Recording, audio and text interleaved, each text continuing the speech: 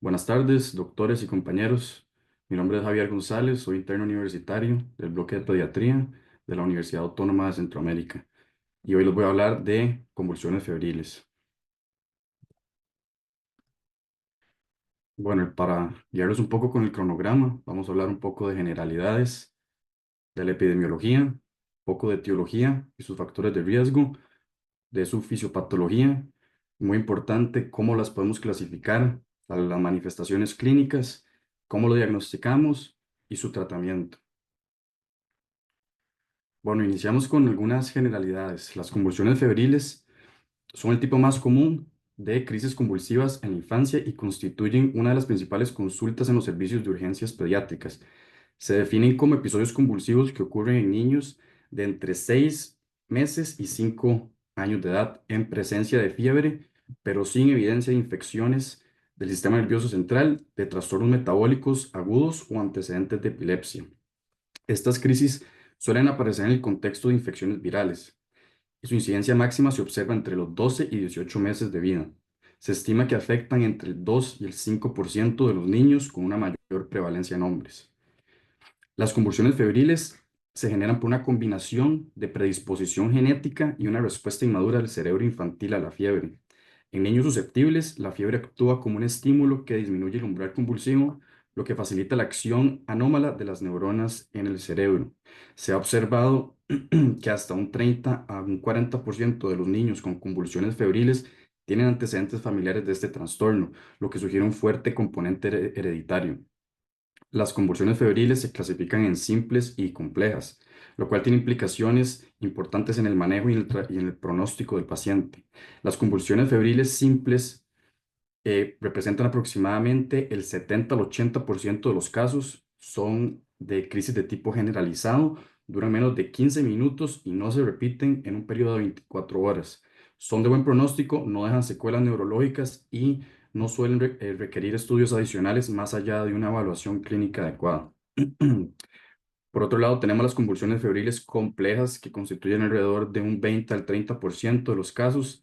Se caracterizan por presentar focalidad, o sea, la afectación de una parte específica del cuerpo, una duración prolongada, o sea, más de 15 minutos, o una recurrencia en 24 horas. Este tipo de crisis implica un mayor riesgo de patologías subyacentes como infecciones del sistema nervioso central, como meningitis o encefalitis, o predisposición a desarrollar epilepsia en el futuro, por lo que se requiere una evaluación más detallada. Em, a pesar del impacto emocional que puede generar ver un evento así, hay que recordar a los padres que las convulsiones febriles son consideradas eventos benignos y autolimitados. No afectan el desarrollo neurológico de la mayoría de los niños ni incrementan significativamente el riesgo de epilepsia en la edad adulta. Sin embargo, existen factores de riesgo que pueden aumentar la posibilidad de desarrollar epilepsia posteriormente, como antecedentes familiares de epilepsia, convulsiones febriles complejas o la presencia de anomalías en el neurodesarrollo previas al episodio. El abordaje de un niño con convulsiones febriles debe ser enfocado en diferenciar estos eventos de otras causas de crisis en niños febriles, tales como infección del sistema nervioso central, intoxicaciones o alteraciones metabólicas. Para hablarles un poco de la epidemiología, las convulsiones febriles representan el trastorno convulsivo más común de la infancia, afectando principalmente a niños entre los 6 meses y 5 años de edad. A nivel mundial, se estima que entre el 2% al 5% de los niños experimentan menos de un episodio de convulsión febril durante este periodo. Sin embargo, al enfocar la atención en Costa Rica, la información específica sobre la incidencia y la prevalencia de las convulsiones febriles es limitada, ya que no existen estudios epidemiológicos nacionales recientes que proporcionen datos exactos sobre su frecuencia en la población infantil costarricense. A pesar de esta carencia de datos locales, es razonable suponer que la prevalencia de las convulsiones febriles en Costa Rica se asemeja a las cifras reportadas a nivel internacional dada la similitud en los factores de riesgo y las características demográficas. Entonces, es decir, podríamos estimar que entre un 2% a un 5% de los niños costarricenses van a experimentar algún episodio de convulsión febril durante su infancia. Ahora hablamos un poco de la etiología. Las convulsiones febriles se desencadenan, como les mencioné, por un aumento rápido en la temperatura corporal, generalmente por infecciones virales. En algunos casos también puede haberse infecciones bacterianas o a factores ambientales o factores genéticos predisponentes. Las infecciones virales son la causa más común de convulsiones febriles, y los virus más frecuentemente asociados son el virus del herpes humano 6 y 7, agentes etiológicos de la rociola infantil que causan el exantema súbito, también causan fiebre alta y súbita en lactantes que se asocia a convulsiones febriles. Tenemos la influenza o gripe. Se ha documentado una relación entre infecciones por influenza A y B y la aparición de convulsiones febriles, con un mayor riesgo en niños menores de 2 años.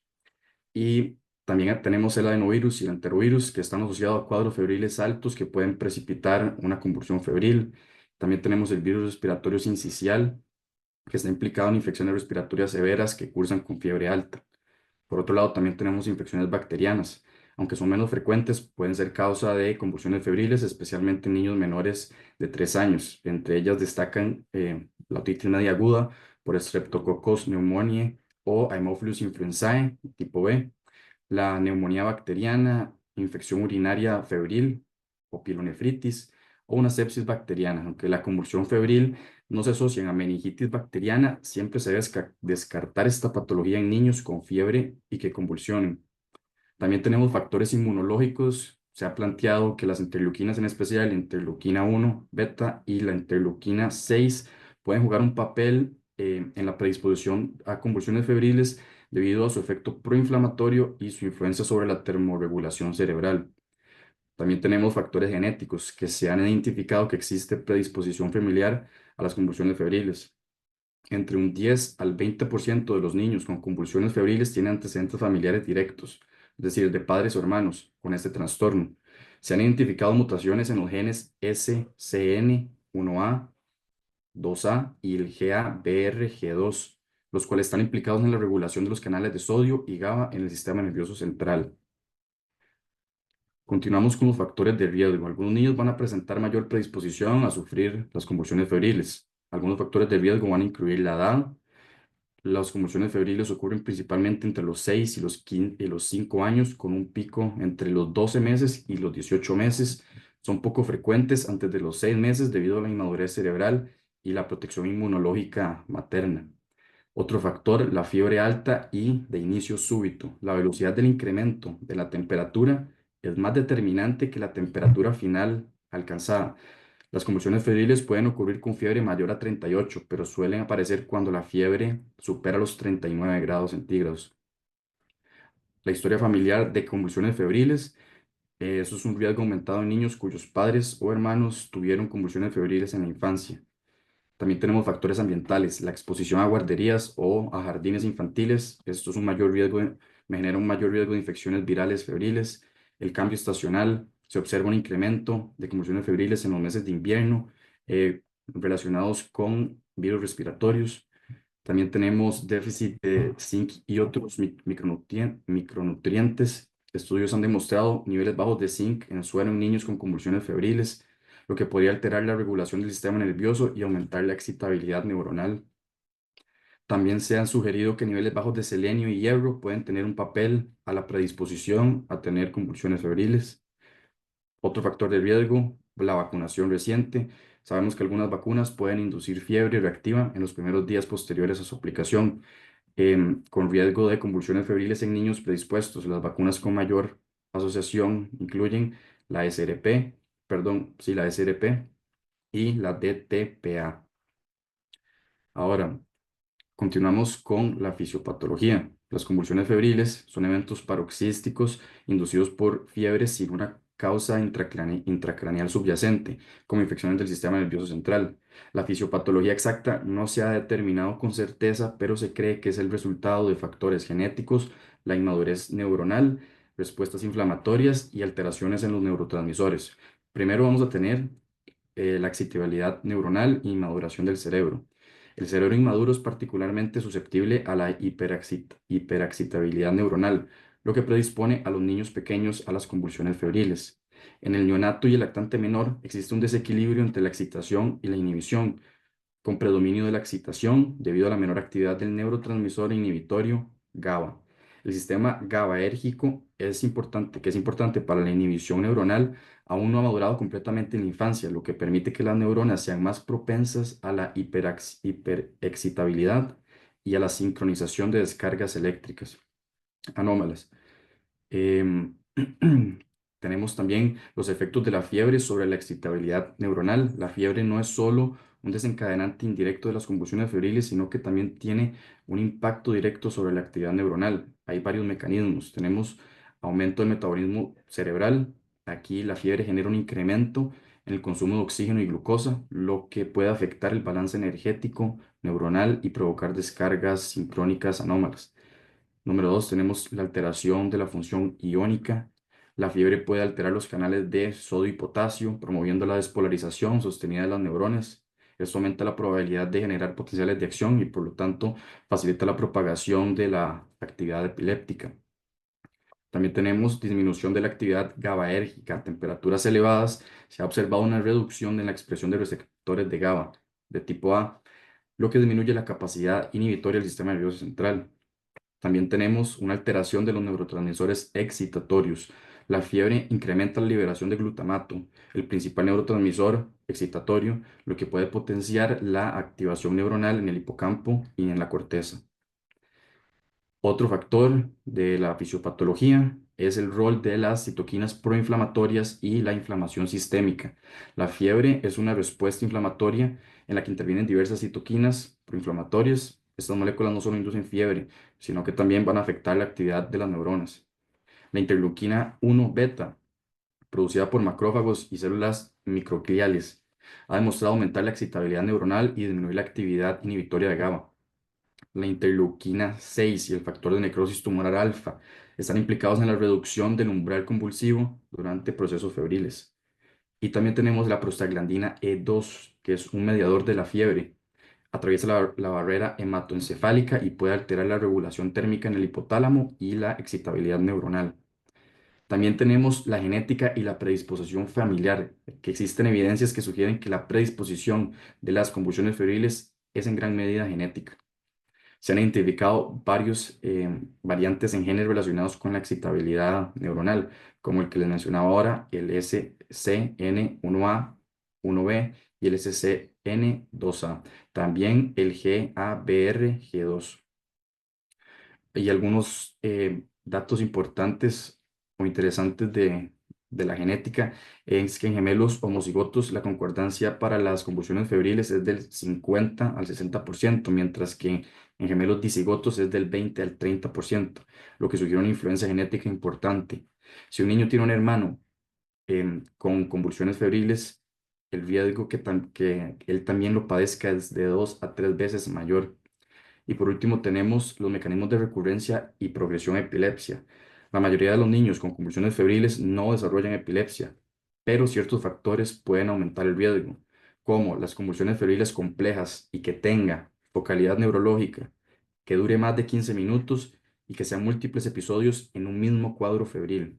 También que tenga un antecedente familiar de epilepsia. Eso es un riesgo aumentado si existen antecedentes de epilepsia en familiares de primer grado. También las anormalidades en la neuroimagen, las malformaciones corticales o displasias pueden predisponer a epilepsia posterior y una actividad epileptiforme en el electroencefalograma. En algunos casos se ha observado actividad interictal en, en niños con convulsiones febriles recurrentes. Hay estudios que han reportado que el riesgo de epilepsia en niños con convulsiones febriles simples es del 2 al 3%, mientras que en aquellos con convulsiones febriles complejas pueden elevarse hasta un 6 al 10%. Ahora, ¿cómo realizamos la clasificación? Las convulsiones febriles pueden clasificarse en diferentes categorías según sus características clínicas o según su duración o su recurrencia y también según su evolución. La clasificación más aceptada es la que distingue entre convulsiones febriles simples y complejas, aunque existen otras formas especiales que deben ser consideradas. Primero vamos con la clasificación según sus características clínicas. Tenemos la convulsión febril simple. Es la forma más frecuente, representa el 70 al 75% de los casos y se considera benigna.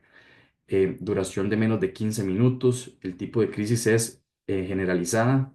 tipo clónica, tónico-clónica o atónica. El número de episodios es de un solo episodio por un cuadro febril. La recuperación es rápida, sin déficits neurológicos residuales. El pronóstico me habla de bajo riesgo de recurrencia y de progresión a epilepsia. Las convulsiones febriles simples no requieren estudios extensos en la mayoría de los casos y el tratamiento suele ser conservador. Por otro lado, tenemos las convulsiones febriles complejas. Estas representan el 20 al 25% de los casos y tiene características que aumentan el riesgo de recurrencia o complicaciones.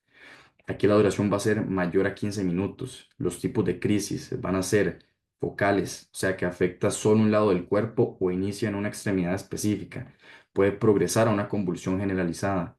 El número de episodios son múltiples en un mismo cuadro febril, más de una crisis en 24 horas. La recuperación puede ser más lenta, con un periodo postdictal prolongado o signos neurológicos transitorios. Y el pronóstico es que hay mayor riesgo de recurrencia y posibilidad de progresión a epilepsia, hasta en un 10%. Ahora los podemos clasificar según su recurrencia como convulsión febril única, que ocurre una sola vez en la infancia, no presenta episodios repetidos con fiebre posterior y tiene bajo riesgo de epilepsia futura. Y por otro lado tenemos las convulsiones febriles recurrentes.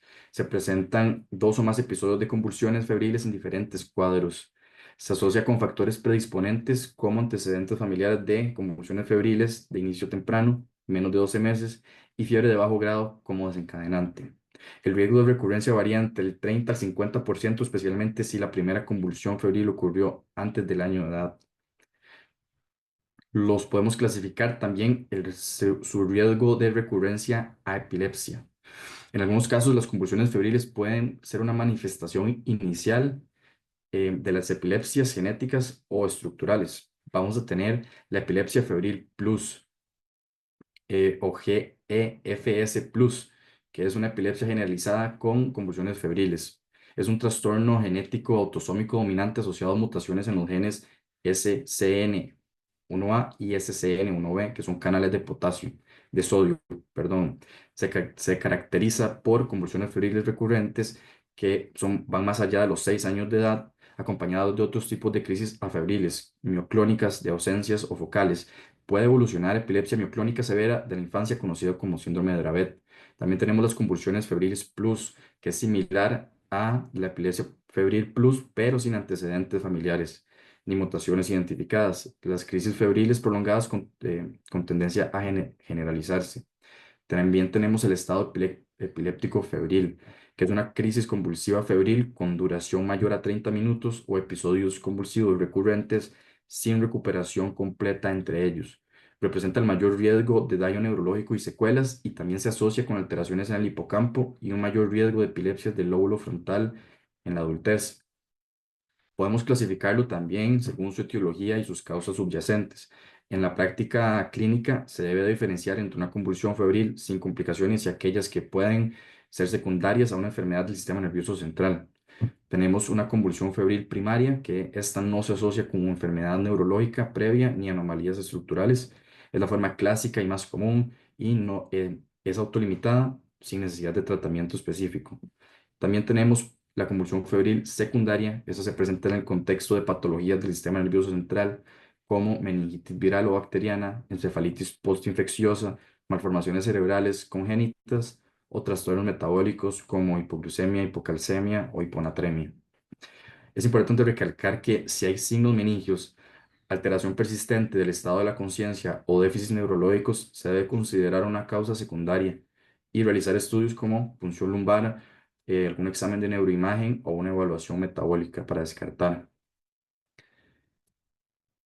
Ahora, ¿cuáles son las manifestaciones clínicas? Las convulsiones febriles presentan una variedad de manifestaciones clínicas que dependen del tipo de convulsión, de su duración y las características del paciente.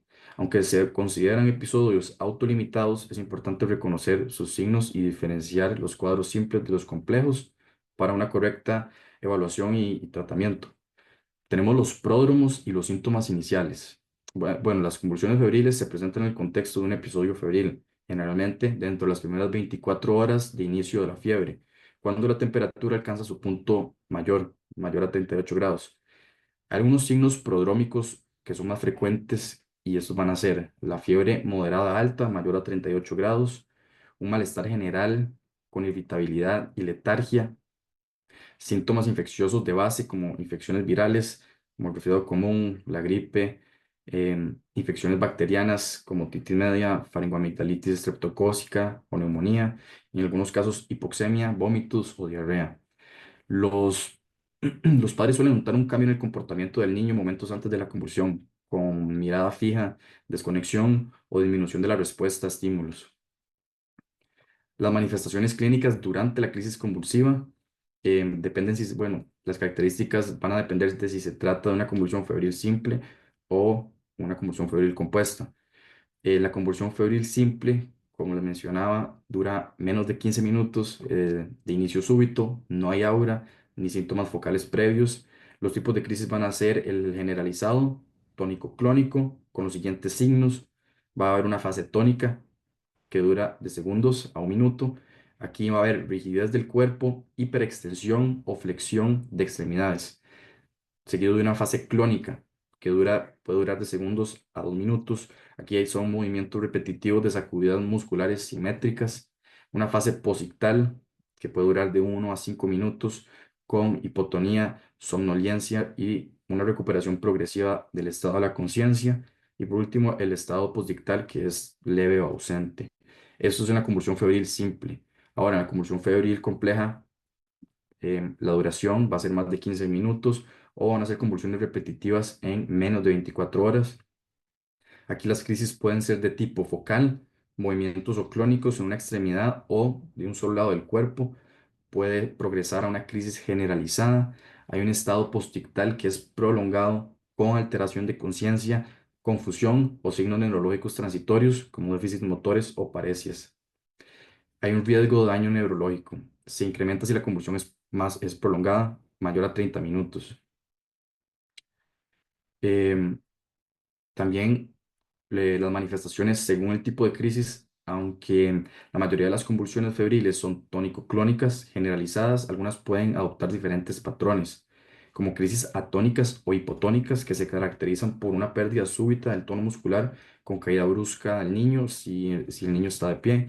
Las crisis mioclónicas que son sacudidas musculares rápidas y repetitivas en extremidades, menos frecuentes que en convulsiones febriles, pero pueden sugerir una predisposición genética a epilepsia febril. Crisis focales con o sin progresión a generalizadas. Aquí hay movimientos clónicos repetitivos en un solo brazo, pierna o en un solo lado del cuerpo. Es un indicador de un posible daño cerebral estructural o una predisposición a epilepsia focal. Y también tenemos el estado epiléptico febril. Son crisis febriles con duración mayor a 30 minutos o crisis múltiples sin recuperación completa entre ellas. Esto tiene un alto riesgo de complicaciones como edema cerebral o lesión del hipocampo. También tenemos de la fase posictal. Aquí es entonces, después de la convulsión. Aquí la mayoría de los niños presentan un periodo de recuperación progresiva. En las convulsiones febriles simples va a ser una recuperación rápida de 5 a 10 minutos. Puede haber somnolencia leve o irritabilidad. No hay déficit neurológicos. Pero en las convulsiones febriles complejas, la fase postdictal va a ser más prolongada. Va a haber confusión, letargia o alteración de la respuesta. Puede haber paresia de TOT, que es una debilidad transitoria en un lado del cuerpo y tiene mayor riesgo de recurrencias en las siguientes 24 horas.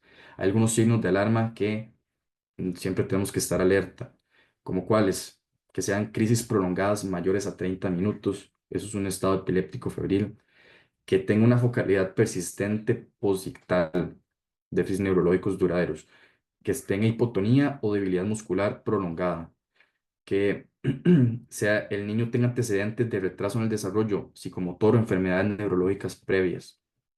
En estos casos, se deben realizar estudios complementarios como punción lumbar o un electroencefalograma. Continuando con el diagnóstico, bueno, el diagnóstico es clínico y se basa en la observación del episodio, la historia médica del paciente y la evaluación del contexto febril. Sin embargo, es fundamental diferenciar entre convulsiones febriles simples y complejas, así como descartar otras causas de convulsiones febriles atípicas o enfermedades neurológicas subyacentes. Según la Según la American Academy of Pediatrics y la International League Against Epilepsy, las convulsiones febriles deben cumplir con los siguientes criterios: que la edad sea entre los 6 meses y los 5 años, que tenga presencia de fiebre mayor a 38 grados sin evidencia de afección del sistema nervioso central, que no tenga antecedentes de epilepsia o de crisis febriles, no, perdón, o de crisis no febriles previas, y que no existe la no existencia de causas metabólicas identificables. Si se cumplen estos criterios y la crisis fue generalizada y duración breve, menor de 15 minutos y sin recurrencia en 20 menos de 24 horas, se clasifica como una convulsión febril simple. Si la crisis dura más de 15 minutos, es focal o se repite en 24 horas, se considera una convulsión febril compleja. Para el diagnóstico diferencial es fundamental diferenciar entre una convulsión febril de otras causas que pueden presentar convulsiones asociadas a fiebre. Tenemos el diagnóstico diferencial de tipo neurológico y no neurológico. Dentro del neurológico tenemos meningitis o encefalitis que se va a caracterizar por convulsión prolongada, por irritabilidad, rigidez de la nuca, fontanela bombada, letargo. Aquí se requiere punción lumbar. La epilepsia con crisis febriles se caracteriza por antecedentes de crisis afebriles, crisis recurrentes sin fiebre, patrón en el electroencefalograma alterado. El síndrome de Dravet que les mencionaba, esto se caracteriza por crisis febriles prolongadas, inicio en lactantes, afectación cognitiva progresiva y también fotosensibilidad. También debemos pensar en crisis metabólicas como hipoglucemia, hipocalcemia o hiponatremia. Esto se caracteriza por que se relaciona con el ayuno, vómitos o diarrea. Se deben medir también electrolitos y la glucosa. Y los diagnósticos diferenciales de tipo no neurológico que debemos tener en cuenta es, bueno, tenemos el síncope febril. Esto es una pérdida súbita del conocimiento sin movimientos tónico-clónicos, con una rápida recuperación. El espasmo del sollozo, que se desencadena por llanto intenso, por hipoxia transitoria y no tiene fase posictal. Y también podríamos pensar en una reacción adversa a fármacos. El uso reciente de medicamentos como antibióticos beta-lactámicos, antipiréticos, estos en casos raros. Eh, ok, para continuar con el diagnóstico de una convulsión febril es clínico, sin necesidad de hacer exámenes complementarios en la mayoría de los casos. Sin embargo, en ciertas situaciones se requieren estudios adicionales.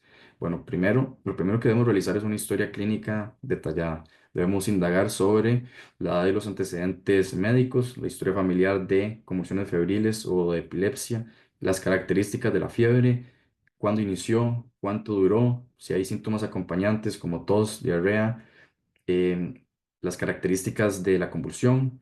Debemos indagar sobre la duración exacta de la convulsión, los tipos de movimiento que realizó, si fueron tónico-clónicos o focales, cómo fue el estado posictal y cómo fue la recuperación. También si hay uso de medicamentos recientes como antibióticos o antipiréticos, y también sobre la historia de enfermedades metabólicas o neurológicas previas. También debemos realizar un examen físico y neurológico que debe incluir la evaluación del estado de la conciencia postconvulsión, la exploración neurológica completa, tonos, reflejo, respuesta motora, búsqueda de signos meningios como Brudzinski, Kernig, rigidez nucal, un examen cardiovascular y respiratorio, evaluación de signos de infección como titis, neumonía, faringitis. En ciertos casos también podemos realizar pruebas diagnósticas complementarias como estudios de laboratorio que no se recomiendan en convulsiones febriles simples, pero pueden indicarse en las complejas o en casos atípicos. Podemos mandar un hemograma y una PCR si hay sospecha de una infección bacteriana grave, una glucosa plasmática para ver si es una posible hipoglucemia, pedir electrolitos, calcio, magnesio en convulsiones prolongadas o sin recuperación posictal normal, o también una gasometría en sospechas de acidosis metabólica por convulsiones prolongadas. Por otro lado, tenemos la punción lumbar, que está indicada en los casos como fiebre en lactantes menores de 12 meses con convulsión, signos meningios como rigidez nucal, fontanela bombada, persistencias del estado postictal prolongado, En las convulsiones simples no está indicada la punción lumbar, solo en esos casos que les acabo de mencionar. También tenemos el electroencefalograma, que no se recomienda en convulsiones febriles simples tampoco, porque no predice el riesgo de una epilepsia. Puede ser útil en convulsiones febriles complejas con crisis focales o recurrentes y también en sospecha de epilepsia o síndrome epiléptico asociado. También tenemos la neuroimagen como el TAC o la resonancia magnética cerebral. Las indicaciones van a ser en convulsiones febriles complejas con crisis focales o persistencia de alteraciones neurológicas, en signos de hipertensión intracraneal y también sospechas de malformaciones cerebrales. Tampoco está indicada en convulsiones febriles simples. Continuamos con el tratamiento. El manejo de las convulsiones febriles tiene como objetivo principal controlar la crisis aguda, descartar causas subyacentes graves y educar a los padres sobre el pronóstico benigno de la condición. Tenemos el manejo agudo de la crisis convulsiva.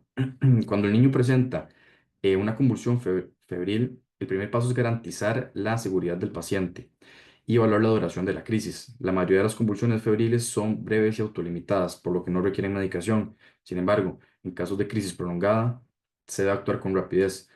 Los pasos a seguir ante los pasos a seguir de manejo inmediato, tenemos que colocar al niño en decúbito lateral para evitar broncoaspiración, despejar la vía aérea sin introducir nada en la boca, monitorizar los signos vitales, frecuencia cardíaca, la respiración, cómo está saturando de oxígeno, acceder a una vía venosa central si la crisis persiste más de 5 minutos, determinar la glucosa capilar si hay una convulsión prolongada o antecedentes de hipoglucemia. El tratamiento farmacológico en una crisis prolongada, más de 5 minutos. De primera línea tenemos lorazepam intravenoso, 0,1 miligramos por kilogramo, máximo 4 miligramos. Tenemos también el diazepam intravenoso de 0,2 a 0,5 miligramos por kilogramo, máximo 10 miligramos. Y también tenemos el midazolam intranasal, 0,2 miligramos por kilogramo. Como segunda línea, si no hay respuesta en 10 a 15 minutos, fenitoína intravenosa de 15 a 20 miligramos por kilogramo en infusión lenta y levetiracetam intravenoso de 20 a 30 miligramos por kilogramo. Bueno, y si la crisis persiste más de 30 minutos, ya debemos pensar en intubar y probablemente sedar con propofol. El, ok, otra parte importante del tratamiento, cómo controlamos la fiebre. Dado que las convulsiones febriles están asociadas con la fiebre, es importante controlar la temperatura con medidas físicas y antipiréticos. Los antipiréticos recomendados van a ser el paracetamol de 10 a 15 miligramos por kilogramo por dosis cada 4 a 6 horas. También tenemos el ibuprofeno de 5 a 10 miligramos por kilogramo por dosis cada 6 a 8 horas en niños menores a 6 meses. No se recomienda la aspirina por el síndrome de Reye y tampoco se recomienda medidas extremas de enfriamiento, como baños de agua fría o alcohol. Eh, y como profilaxis y prevención de recurrencias, ya que existe un riesgo de recurrencias del 30 al 40%, principalmente en menores de 12 meses, la profilaxis con fármacos antipiréticos no se recomienda en la mayoría de los casos debido a sus efectos adversos. Pero las indicaciones de profilaxis con anticonvulsivos van a ser en crisis febriles muy frecuentes o que sean muy prolongadas y que tengan un antecedente de estatus epiléptico febril o factores de riesgo neurológicos previos. Las opciones de profilaxis que vamos a tener va a ser intermitentemente con diazepam oral, 0,5 miligramos por kilogramo por día durante la fiebre, el uso crónico de valproato o levetiracetam en casos seleccionados y siempre la educación a los padres y explicar el pronóstico. Es fundamental explicar a los padres que las convulsiones febriles son benignas y no afectan el desarrollo neurológico. No aumentan el riesgo de epilepsia en niños sin factores de riesgo predisponentes. No requieren estudios innecesarios como un electroencefalograma rutinario o algún examen de neuroimagen. Y también que se debe actuar con calma y solo administrar las benzodiazepinas si la crisis es prolongada. Y siempre también recordar los red flags o las señales de alarma para acudir a emergencias, como cuando las crisis son mayores a 5 minutos, que tenga un déficit neurológico postdictal prolongado, que tenga un letargo persistente después de la crisis, o signos de infección del sistema nervioso central, como rigidez de la nuca, petequias, entre otros. Ahora, complicaciones. Las complicaciones, aunque las convulsiones febriles son mayormente benignas, existen ciertas complicaciones que, aunque son poco frecuentes, deben reconocerse, especialmente en los casos atípicos o cuando se presentan factores de riesgo neurológico preexistente. Tenemos el estatus epiléptico febril. Esta es la complicación aguda más grave. Se define como una convulsión febril que dura más de 30 minutos o en múltiples crisis sin recuperación del nivel de conciencia entre ellas. Representa aproximadamente el 5% de los casos de convulsiones febriles. Es más frecuente en menores de 12 meses, aumenta el riesgo del daño neuronal sobre todas las regiones como el hipocampo y se asocia con una mayor probabilidad de epilepsia posterior. Después tenemos la epilepsia posterior. El riesgo de desarrollar epilepsia luego de una convulsión febril es bajo, pero mayor que en la población en general. Se estima un riesgo del 1 al 2% en las convulsiones febriles simples y un 4 al 10% en convulsiones febriles complejas. Después también tenemos un déficit neurológico postdictal prolongado. En ocasiones, los pacientes pueden tener alteraciones del estado de alerta o una debilidad transitoria, como la parálisis de Todd, sobre todo en convulsiones prolongadas o focales. Esas situaciones suelen ser transitorias y deben distinguirse de eventos más graves como infecciones del sistema nervioso central. También la ansiedad familiar y las consecuencias psicosociales. Una de las complicaciones más frecuentes, aunque no médicamente grave, es la angustia intensa de, de los padres o de los cuidadores, que puede llevar a la sobreutilización de servicios médicos, uso inadecuado de fármacos o incluso evitar vacunas por temor a desencadenar fiebre que desencadene la convulsión. Y por último, para ir terminando, algunas medidas de prevención. Sabemos que las convulsiones febriles son impredecibles y su aparición depende de la fiebre. Em, no siempre es posible prevenirlas. Sin embargo, existen estrategias que pueden ayudarnos a reducir el riesgo de recurrencias, como primero un control adecuado de la fiebre, aunque los antipiréticos no han demostrado prevenir con las convulsiones febriles, sí mejoran el confort del niño y pueden disminuir la velocidad de ascenso de la temperatura. También recordar que lo que podemos mandar es paracetamol de 10 a 15 miligramos por kilogramo y ibuprofeno de 5 a 10 miligramos por kilogramo. Importante no sobremedicar ni combinar antipiréticos de forma rutinaria. Tenemos también profilaxis intermitente, esto es solo en pacientes con múltiples convulsiones febriles complejas o con antecedentes familiares de epilepsia.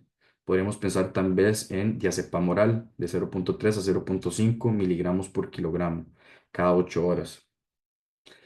Evitar los desencadenantes, la educación para tratar infecciones respiratorias comunes desde los primeros síntomas, identificación y seguimiento de niños con riesgo elevado por la edad o antecedentes familiares, una vacunación adecuada, garantizar el esquema completo de vacunas. Aunque algunos papás temen que las vacunas desencadenen la fiebre y las convulsiones febriles, los beneficios superan ampliamente los riesgos. Las vacunas como el SRP pueden asociarse con fiebre postvacunal, pero esta es autolimitada y es preferible aplicar estas vacunas según el esquema nacional sin retrasarlas. Y por último, la educación a los cuidadores. Explicar que las convulsiones febriles son benignas y autolimitadas con bajo riesgo de secuelas. Enseñar qué hacer durante una crisis, posición lateral, no introducir objetos en la boca, cuándo acudir a emergencias. También proveer información escrita y clara, mejora el pronóstico emocional de la familia. Y esta es la bibliografía que utilicé. Muchas gracias por su atención.